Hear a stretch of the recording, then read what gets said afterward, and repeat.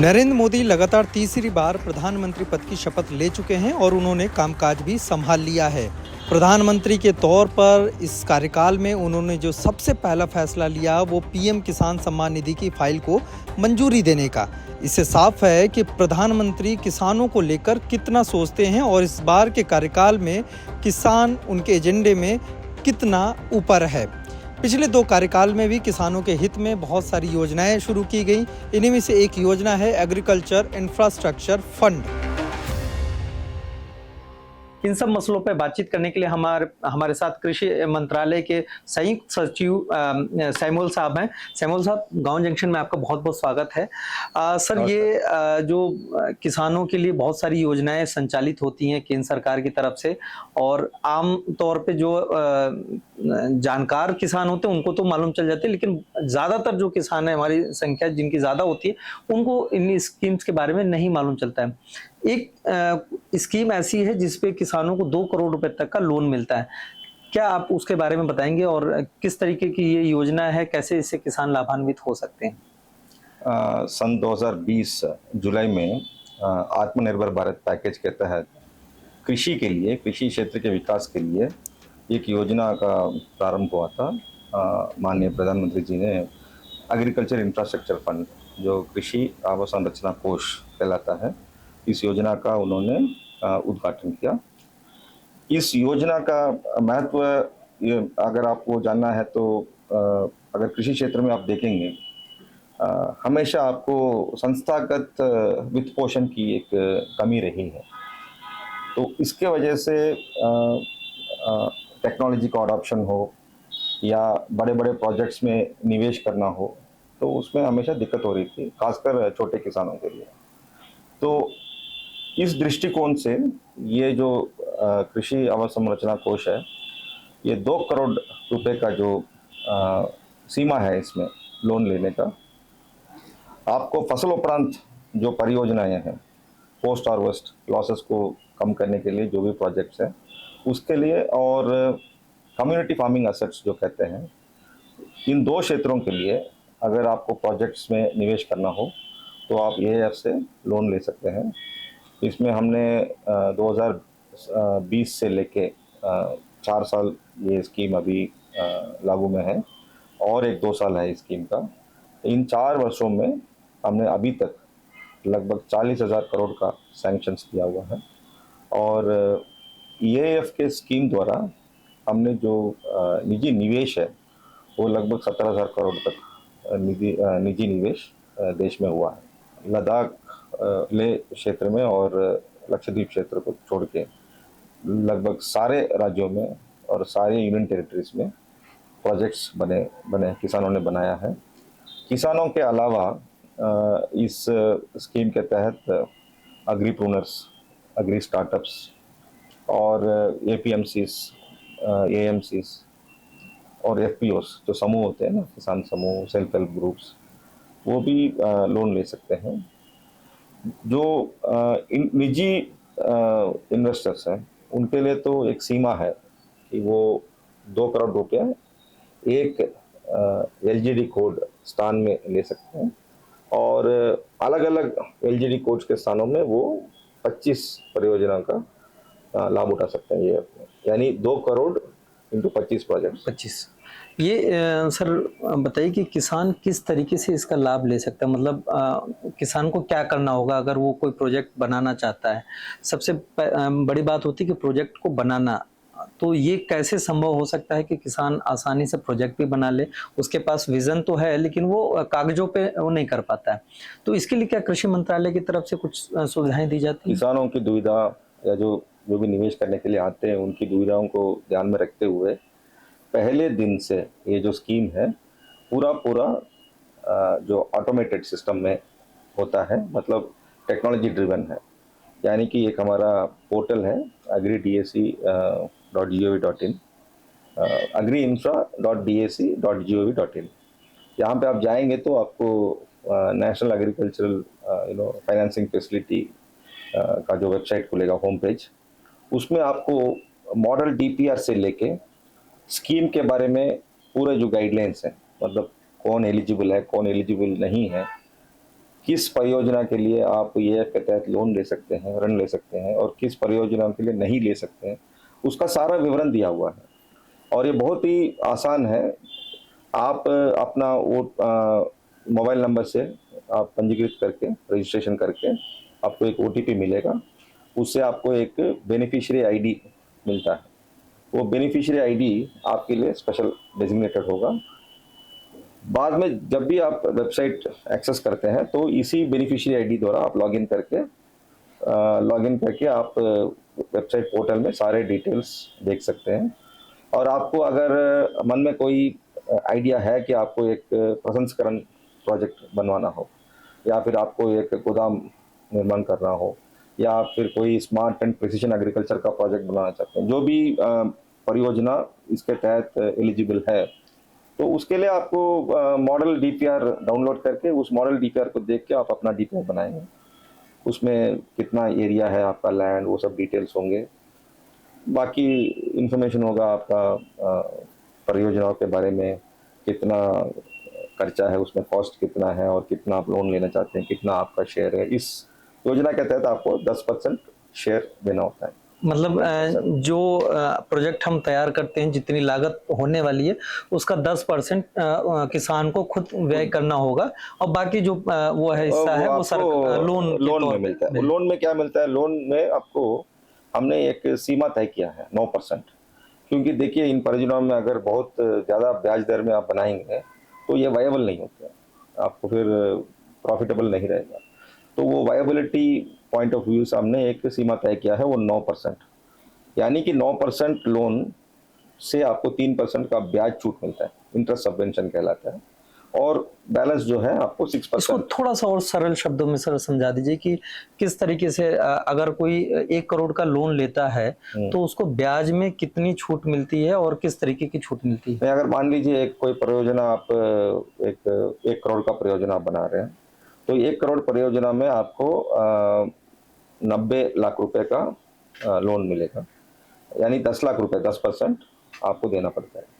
ये 90 लाख रुपए का जो लोन है, किसी भी बैंक से आप, हमारे पास EF के तहत लगभग 480 बैंक्स हमारे साथ MOU साइन किए हुए हैं। MOU में मेनली जो बैंक्स 9% में लोन देने को रेडी हैं, उन्हीं को हम MOU साइन कराते हैं, और जो गाइडलाइंस, EF गाइडलाइंस का पालन करने को तैयार है वो MOU करते हैं। तब आप बैंक आप चुन सकते हैं। आप जब भी लोन अप्लाई कर रहे हैं तो उसमें पोर्टल में आ जाएगा कि किस ब्रांच से आप लोन लेना चाहते हैं। जिस ब्रांच से आप लेना चाहते हो उस ब्रांच से आप नाम वगैरह कर देंगे, तो ये सब कनेक्टेड है ऑनलाइन।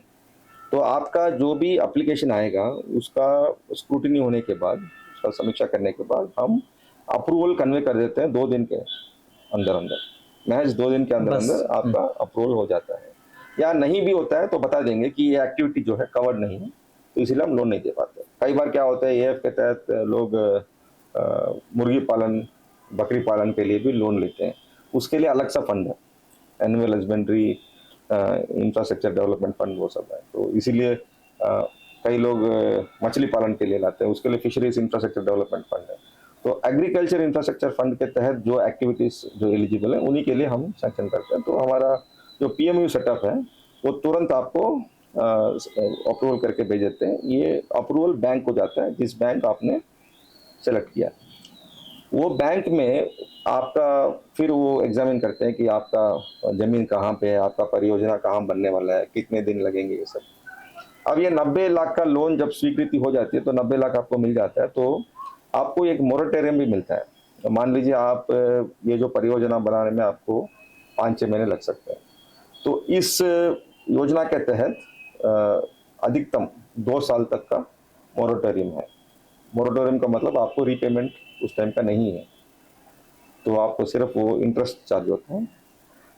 और जो 90 लाख लोन आपने लिया है उसका इंटरेस्ट रेट, मान लीजिए बैंक ने 9% चार्ज किया है, तो 9% माइनस 3%, 3% तो सरकार दे देती है, तो 9% बैंक जो आपको लोन देता है तो आपको 6% पड़ेगा। 6% मतलब 1 करोड़ का इंटरेस्ट लगाएंगे, 1 करोड़ का 6 लाख है ना इंटरेस्ट। अगर 9% होता तो 9 लाख होगा, उसको आप डिवाइड बाय 12 करेंगे तो हर महीने आपका सेविंग हो जाता है। तो मतलब आपको ब्याज में 33%, मतलब 33% का आपको राहत मिलेगी। एक चीज और दूसरी बात है, ये तो 9% इंटरेस्ट हुआ तभी, अगर एएफ के बिना आप अगर बैंक में जाके लोन लेते हैं तो कई बैंक तो 11-12% भी चार्ज करते हैं। तो वहां तो अगर 12% आप मानते हो जहां पे, तो अगर 6 है तो लगभग 50% की राहत है। तो इसलिए किसानों के लिए या कोई स्टार्टअप हो, कोई भी अगर इन्वेस्ट करना चाहता है तो एग्री प्रोजेक्ट्स के लिए एएफ का लाभ उठाना ही उचित होगा। एक सवाल जब ये होता है कि जब कृषि क्षेत्र में कोई काम करना चाहता है तो सबसे बड़ा सवाल होता है कि उसकी गारंटी क्या है, अगर लोन लेना है तो गारंटी क्या है। क्या इस बगैर किसी के पास जमीन नहीं है तो वो भी इसके लिए एलिजिबल हो सकता है क्या, और क्या है मानक क्या है, दरअसल गारंटी का मानक क्या है? सही मतलब चीज पूछा है। ज्यादातर किसान या कोई भी निजी निवेश करने के लिए आते हैं जो भी है, उनको एक दिक्कत होती है, समस्या होती है कि मैं लोन के अगेंस्ट गारंटी क्या दूंगा। तो इसी समस्या को ध्यान में रखते हुए जब ये स्कीम का जो लॉन्च हुआ था तो इसमें सीजीटीएसएमई जो क्रेडिट गारंटी जो ट्रस्ट है ना, तो वो ट्रस्ट के तहत 2 करोड़ तक का जो प्रोजेक्ट्स है उनके लिए बिना कोई गारंटी का बैंक्स लोन देते हैं। ये मतलब कोई गारंटी नहीं। और ये जो गारंटी सीजीटीएस में कवर करने के लिए जो फी होता है उसका 1-1.5% फीस पे करना होता है आपका लोन अमाउंट के ऊपर, वो सरकार पे करती है आपके तरफ से ट्रस्ट को। मतलब लोन के प्रोसेसिंग का भी फीस जो है एक तरीके से सरकारी पे करती है? हाँ, इसमें लोन प्रोसेसिंग का फी नहीं है, इसमें आपको लोन जो सैंक्शन होता है उस लोन को गारंटी में कवर करने, बिना कोलैटरल का, बिना सिक्योरिटी का जो कवरेज देने के लिए, एक इंश्योरेंस टाइप का है, उसको कवर करने के लिए सीजीटीएसएमई को हम एक फी पे करते हैं बैंक्स द्वारा ही, ताकि अगर प्रोजेक्ट फेल हो जाए तो जो भी बैंक्स को नुकसान होता है वो सीजीटीएसएमई से आ जाएगा। एक मतलब इंश्योरेंस टाइप का कवरेज है। तो इसके वजह से ज्यादातर लोग प्रोत्साहित हो जाते हैं कि अगर बिना कोई कोलैटरल अगर आपको लोन मिले तो उससे बड़ी मतलब अच्छी चीज क्या। मतलब मैं थोड़ा सा सरल शब्दों में और समझाने की कोशिश करूं तो अगर कोई 1 करोड़ रुपए तक का लोन लेता है और इन केस अगर उसका जो भी उद्देश्य है, जो भी बिजनेस वो करना कृषि के क्षेत्र में कर रहा है, वो फेल हो जाता है तो उसकी भरपाई सरकार करती है। ये आप कहना चाह रहे हैं? ट्रस्ट में, trust credit guarantee for small and medium enterprises का एक ट्रस्ट है। मतलब उसके जो बिजनेस का इंश्योरेंस भी सरकार करवा रही है? हाँ, इंश्योरेंस का जो प्रीमियम समझ लो वो हम करते हैं, एएफ स्कीम फंड से करते हैं। एएफ स्कीम में 2 कंपोनेंट्स है, एक इंटरेस्ट सबवेंशन का कंपोनेंट और एक क्रेडिट गारंटी का कंपोनेंट। इंटरेस्ट सबवेंशन सीधा बेनिफिशियरी को मिलता है, लाभार्थी को, जो भी एएफ से लोन लेता है वो लाभार्थी को सीधा मिल जाता है। ये जो फंड है, जो सीजीटीएसएमई का जो फंड का जो भी प्रीमियम पे करना है वो फी बोलता है, सीजीटीएसएमई फी। वो फी डायरेक्टली हम सीजीटीएसएमई को पे कर देते हैं उस प्रोजेक्ट को कवर करने के लिए। अब बाई चांस स्कीम के तहत जो प्रोजेक्ट इन्होंने बनाया है वो चला नहीं ठीक से और एनपीए हो जाता है, तो जब एनपीए हो जाएगा तो वो लोन का 70% कवरेज, मतलब मान लीजिए 1 करोड़ लोन है तो 70% होता है ना, वो 70% अमाउंट सीजीटीएसएमई से वो बैंक को सेटल हो जाता है। तो इसलिए बैंक्स को हम प्रोत्साहित कर रहे हैं कि बिना कोई कोलैटरल लिए, सिक्योरिटी लिए आप एएफ के लिए फंडिंग करिए, लोन सैंक्शंस करिए। कुछ ऐसा आंकड़ा बताएंगे कि इतने एआईएफ के थ्रू इतने नए कारोबार शुरू हुए, ऐसा कुछ नंबर है आपके पास? एएफ के तहत मार्च 2024 तक लगभग 40,000 करोड़ का ऋण दिया गया। इसमें कुल 31,335 परियोजनाएं बनाए गए। इसमें खासकर आप देखेंगे तो वेयर हाउस जो है लगभग 12,623 प्रोजेक्ट्स बने हैं। प्राइमरी प्रोसेसिंग सेंटर्स 13,383 और कोल्ड चेन के जो cold stores, sorting grading units, custom mining centre सबसे ज़्यादा 14,586। इसमें खासकर इसमें देखोगे तो पंजाब और वेस्ट बंगाल में कस्टम हायरिंग सेंटर्स ज़्यादा बने हैं, मध्य प्रदेश में वेयरहाउसेस ज़्यादा बने हैं। इस तरह मतलब राज्य का अलग अलग रहता है फैसिलिटीज। सर इस स्कीम के आमतौर पे आपने जो बताया कि उसके हिसाब से तो बहुत सारे फायदे दिख रहे हैं। इस सब्सिडी और इसके अलावा क्या क्या आपके नज़र से इसके फायदे हैं? एक इंटरेस्ट सबवेंशन हो गया और एक क्रेडिट गारंटी हो गया। इसके अलावा एक और मुख्य बेनिफिट जो है ना, वो ये है कि ये स्कीम में आपको कन्वर्जेंस अलाउड है।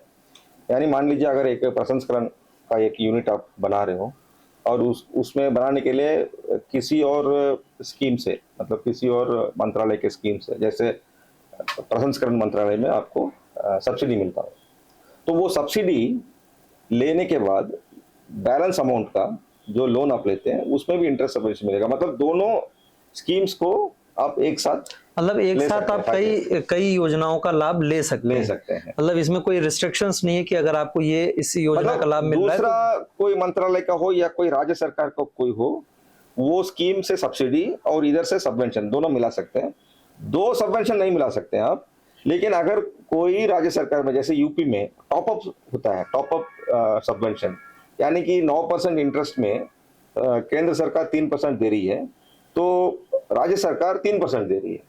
तो मतलब 9% से 3 - 3 मतलब 3% में 6% तो गया सबवेंशन में, 3% राज्य सरकार के खाते में, 3% केंद्र सरकार के खाते में, बैलेंस 3%। मतलब तो वो एक सब कन्वर्जेंस है, तो इसको बोलते हैं टॉप अप इंटरेस्ट सबवेंशन। ऐसे कितने और राज्य हैं जो इस स्कीम के तहत अपनी तरफ से उन्होंने? नहीं, अभी यूपी राज्य में 3% का है और बाकी राज्यों में सब्सिडी भी है। जैसे अभी कोल्ड स्टोरेज है, तो कोल्ड स्टोरेज के लिए आपको सब्सिडी मिलता है। अलग अलग वर्ग के उसके लिए आपको, मतलब इंडिविजुअल्स के लिए एक परसेंटेज होता है, वुमेन के लिए परसेंटेज अलग है, SC ST लाभार्थी के लिए कुछ परसेंटेज होता है, तो सीमा तय क्या होता है उसमें। बहुत बहुत शुक्रिया सर, आपने बहुत ही सरल शब्दों में बताया कि एग्रीकल्चर इंफ्रास्ट्रक्चर फंड जो है किस तरीके से आप इसका लाभ ले सकते हैं, और ये भी बताया कि क्या नहीं करना चाहिए। मतलब आपको अगर ये फंड के तहत आपको लोन लेना है तो आप पहले आप थोड़ा सा इसके बारे में स्टडी करिए, मार्केट के स्टडी करिए, ज़रूरतों को देखिए कि वहाँ किस चीज़ की ज़रूरत है, उसी के अकॉर्डिंग आप इसके लिए प्रपोजल तैयार करिए, तभी आपको इसका फ़ायदा मिल सकता है। ऐसे ही रिपोर्ट्स देखने के लिए, इंटरव्यूज़ देखने के लिए गाँव जंक्शन को सब्सक्राइब करना मत भूलें। गाँव जंक्शन के लिए हिमांशु मिश्र।